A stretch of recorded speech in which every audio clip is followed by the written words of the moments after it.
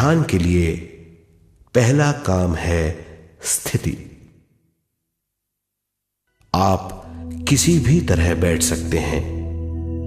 बैठना आरामदेह और निश्चल होना चाहिए। हम जमीन और कुर्सी पर बैठकर ध्यान कर सकते हैं। ध्यान हम किसी भी जगह कर सकते हैं जहां हम सुखदायी हों। आराम से बैठिए।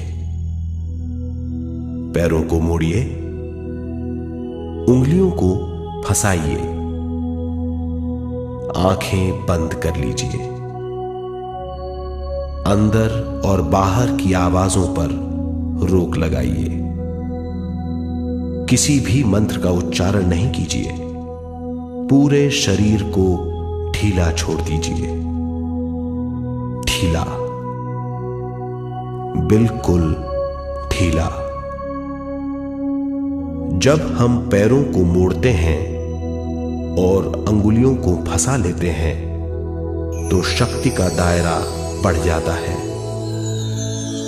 स्थिरता बढ़ जाती है। आंखें दिमाग के द्वार हैं, इसीलिए आंखें बंद होनी चाहिए। मंत्रोच्चारण, कोई भी ध्वनियां अंदर की या बाहर की मन की क्रियाएं हैं, इसीलिए इन्हें बंद करना होगा। जब शरीर ढीला छोड़ दिया जाता है, चेतना दूसरे कक्ष में पहुंच जाती है। मन और बुद्धि। मन विचारों का समूह है। बहुत से विचार हमारे मन में उभरते रहते हैं।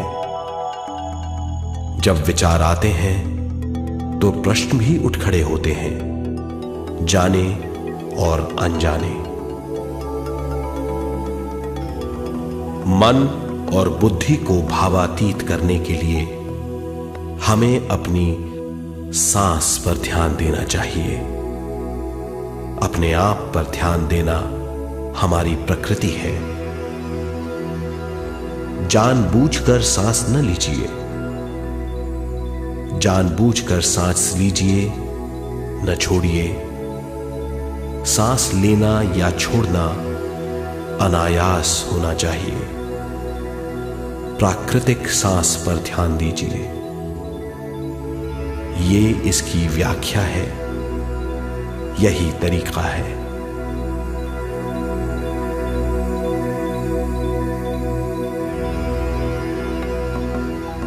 विचारों का पीछा मत कीजिए। विचार, सवाल, उनसे चिपक मत जाइए। विचारों को हटा दीजिए। सांस पर पुनः ध्यान दीजिए। प्राकृतिक सांसों पर ध्यान दीजिए। सांसों में खो जाइए। इसके बाद सांसों की गहराई कम होती जाएगी।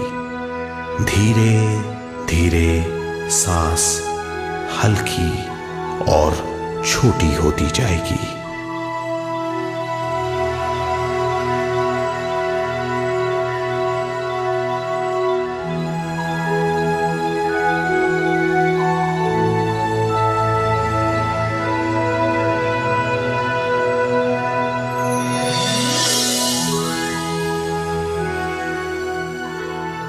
आखिर में सांस बहुत छोटी हो जाएगी और दोनों भावों के बीच में चमक का रूप ले लेगी। इस दशा में हर किसी में न सांस रहेगी न विचार।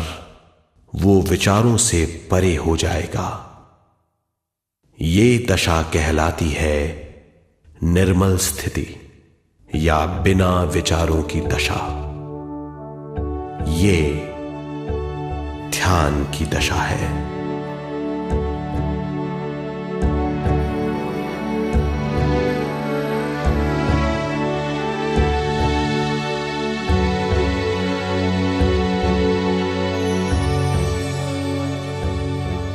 ये वो अवस्था है जब हम पर विश्व शक्ति की बौछार होने लगती है। हम जितना ज्यादा ध्यान करेंगे उतनी ही ज्यादा विश्व शक्ति हमें प्राप्त होगी।